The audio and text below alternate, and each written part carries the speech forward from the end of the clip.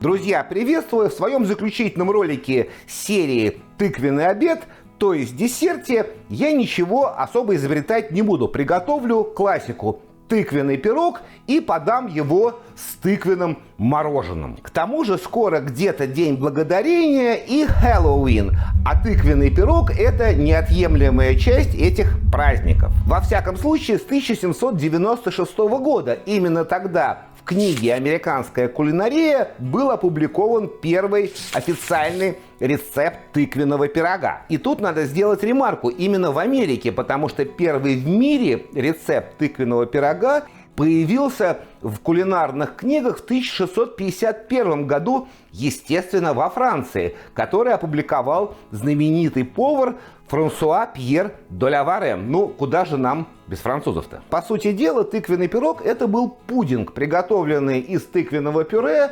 молока, сливок, сахара, яиц, специй и запеченный в тесте. Хотя до появления первых письменных рецептов историки кулинарии говорят, что тыквенные пироги готовили без теста, то есть использовали в качестве основы просто тыкву. То есть вот этот вот заварной тыквенный крем готовили внутри тыквы. И технология рецептуры приготовления тыквенного пирога за сотни лет практически совсем не изменилась. Единственное очевидное изменение произошло на рубеже 19 века, когда бурно начала развиваться консервная промышленность, и американцы стали заготавливать тыквенное пюре в банках. И это консервированное пюре практически полностью заменило свежую тыкву. А еще появилось консервированное сгущенное молоко, замена сливкам, с которыми тоже нужно было долго возиться. А к середине 20 века специи, которые обычно используются для приготовления тыквенного пирога, корица, имбирь, гвоздика, мускатный орех, стали продавать в готовых наборах. Так что у американцев не осталось особой свободы творчества. Все было унифицировано и доведено до максимальной простоты. Берем банку тыквенного пюре, банку сгущенки, пакетик специй, смешиваем, получаем начинку для тыквенного пирога. Ну, может быть и хорошо, что ничего этого у нас нет, готовить буду с нуля, и так, конечно, интереснее.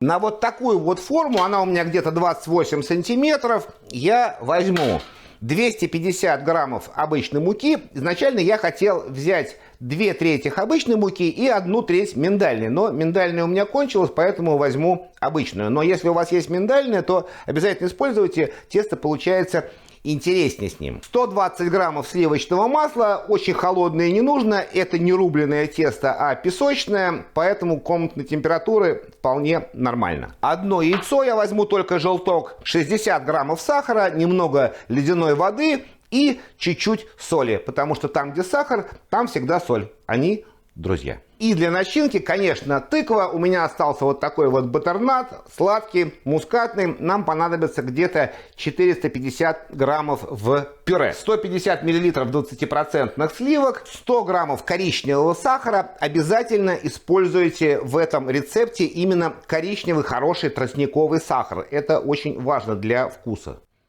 3 яйца, я буду использовать 2 целых яйца и 1 желток. Миллилитров 30 крепкого алкоголя, ром, коньяк, виски или какой-нибудь апельсиновый ликер, хорошо, Гран-Марнье. Но вот у меня темный ром. И специи. Мускатный орех, чайная ложка кардамона, чайная ложка имбиря, немного куркумы для цвета, чуть меньше чайной ложки корицы. Обычно в этом рецепте больше корицы, я ее просто не очень люблю, поэтому я положу чуть-чуть. И немного ванилина. И то, чего в традиционном рецепте нет, это апельсин. Я возьму немного сока и немного цедры. Мне нравится вот это вот сочетание тыквы с цитрусовым ароматом. Ну и, конечно, пол чайной ложки соли. Начну с запекания тыквы. Сейчас я только бумажку сразу положу. Телефоновую, чтобы потом легче было отмывать. Можно, конечно, ее было бы приготовить в микроволновке, но у меня 2 тыквы, потому что я буду делать и для пирога, и для мороженого, поэтому она просто у меня в микроволновку не влезет. Большими кусками ее нарежу, мы никуда не торопимся, пусть она потихонечку себе там готовится. Здесь семечки тоже ничего не буду вынимать, мы потом все вытащим. И ничем смазывать, посыпать ничего не буду. Можно ее даже просто сварить. Но, конечно, запеченная тыква всегда лучше, потому что у нас более концентрированный вкус. Так, и вторую. Главное, чтобы куски были более-менее одинакового размера, ну, чтобы она просто одновременно готовилась.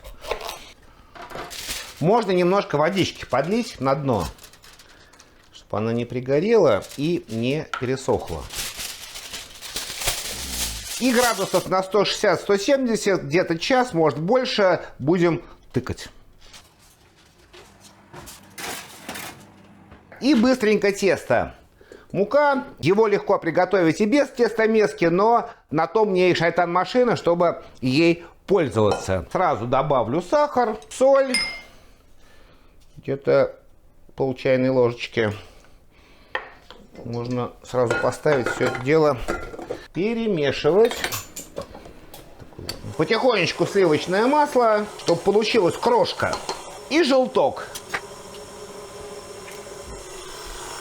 И потихоньку холодную воду, пока все это в шар не соберется. Ну хорошо, все отделяется. Теперь его можно распластать, так что потом удобнее было раскатывать. Много я слишком сделал теста, но ничего. Оно легко замораживается и вечно хранится. Так, в пленку. И в холодильник. Минимум полчаса, ну а лучше часа 2-3, а еще лучше на ночь. Тыква готова. Сейчас мы ее проверим. Пусть она остывает, а я займусь тестом. Мука нам тут не нужна. Возьму бумажку для выпечки. Просто ее положу, чтобы стол не пачкать. Так. И его нужно раскатать в слой где-то 4 миллиметра. Ну, как для киша. Потому что, по сути, делает тот же самый сладкий киш. Технология, идея одна и та же.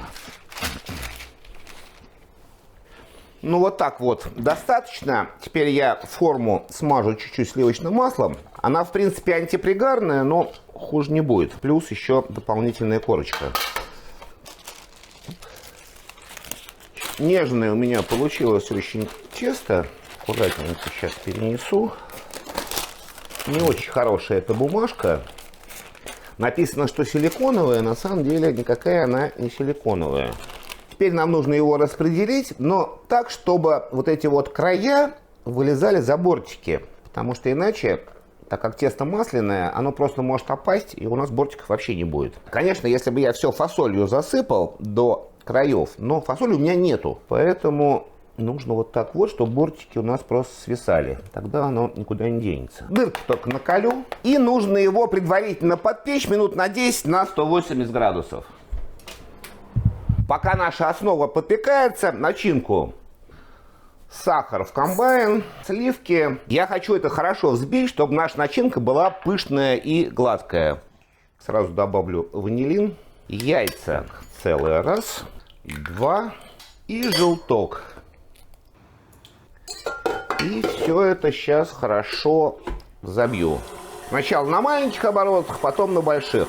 Пока у меня все взбивается, мне нужно взять 400 граммов тыквенного пюре. Вот здесь косточек нет, как раз сейчас я это все выложу. Хорошая тыква. Можно соль сразу добавить, так лучше будет взбиваться. Где-то вот ложечку. Тыкву я просто руками разомну, она хорошо разминается. И добавлю все наши специи.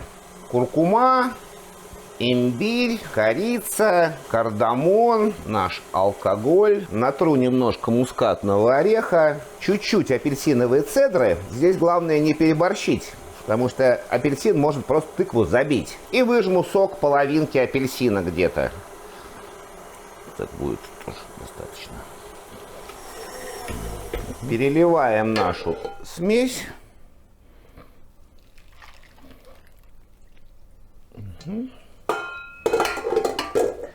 И аккуратненько перемешиваем. Надо было миску побольше взять. Если кусочки какие-то останутся, это даже хорошо. Будет у нас текстура.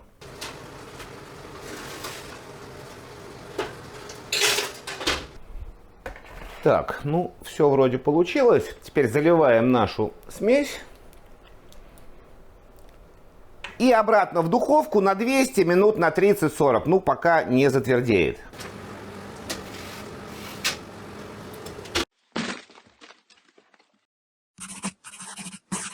Для тыквенного мороженого где-то 200 с копейками граммов тыквенного пюре, 300 миллилитров охлажденных жирных сливок, не меньше 33%, 200 граммов сгущенки с сахаром, лимон, 30 миллилитров крепкого алкоголя, он будет препятствовать образованию кристаллов льда. Я возьму ром, щепотка ванильного экстракта и соль.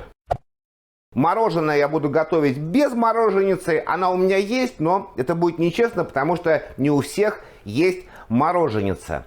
И технология самая простая. Берем сливки очень холодные. Комбайн. И тут тоже есть один секрет. Обычно для такого мороженого со сгущенкой сливки взбивают отдельно до пиков и потом вмешивают смесь. Но я сделаю иначе. Я сразу добавлю сгущенку. Таким образом, наша смесь будет более стабильной. И когда мы готовим без мороженицы, это очень важно. Ванилин. Я много взял, чуть-чуть поменьше. И можно сразу добавить соль. Где-то пол-ложечки. И взбиваем сначала на малых оборотах, а потом скорость увеличиваем. Пока взбивается тыквенное пюре в мисочку, натру немножко лимонной цедры, тоже буквально чуть-чуть. Иначе цитрус просто перебьет нашу тыкву. Нам это совсем не нужно. И несколько капель лимонного сока, тоже буквально чуть-чуть. И все хорошо перемешиваем. Так, стоп-машина. Переливаем все в мисочку. Надо силиконовую лопаточку взять.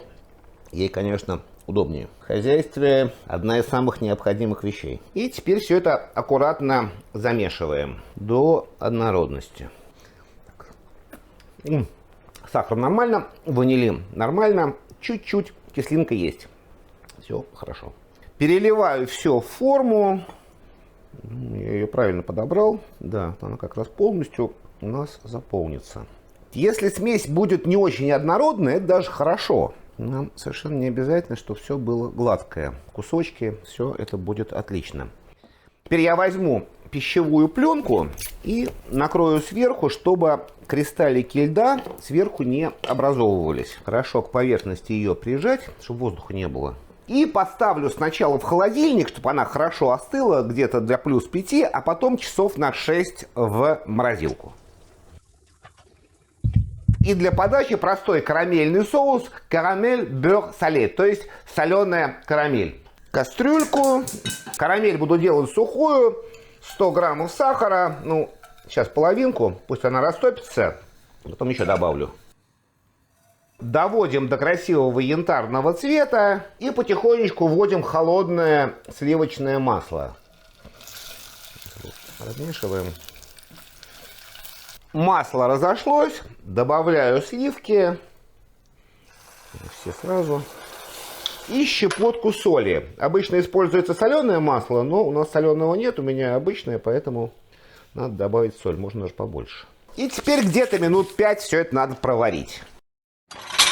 Пирог готов, я его уже остудил. Сейчас я вот эти вот свисшие бортики обломаю. Ну-ка. Вкусно.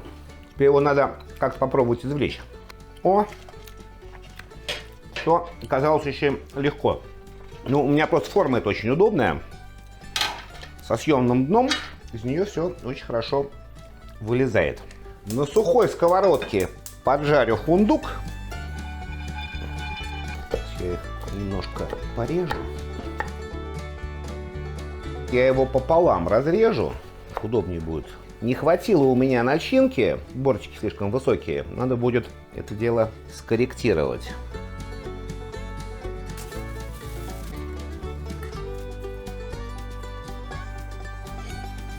полью карамельным соусом орешки.